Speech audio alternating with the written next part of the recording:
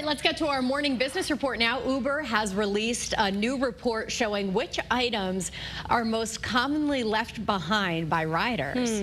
And multiple states are preparing a lawsuit to try and block the attempted merger between Paramount and Warner Brothers. Channel 3's Jane King live at the New York Stock Exchange with those stories and more. Good morning, Jane. Hi, Tracy. Caitlin, good morning. Yes, California, New York, some other states preparing a lawsuit to block Paramount Skydance's $110 billion buyout of Warner Brothers Discovery. Reuters reports the lawsuit is expected to be filed in the coming weeks. The states allege that the federal government didn't do proper diligence before approving the deal. Well, cell phones were the most forgotten item in Ubers last year, with more than 1 million reported missing on the rideshare giant's annual Lost and Found report. Wallets were the second most misplaced item, followed by luggage, keys, headphones, and clothing. New York was the most forgetful city, with Miami, Chicago, San Francisco, and Los Angeles following behind.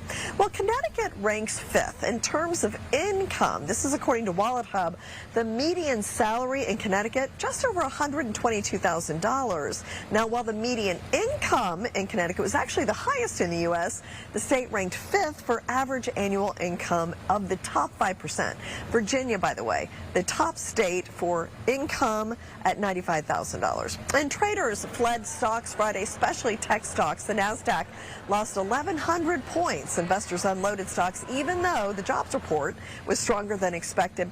Today, we started lower last night, but looks like we'll open higher this morning, at least for the Nasdaq and S&P 500.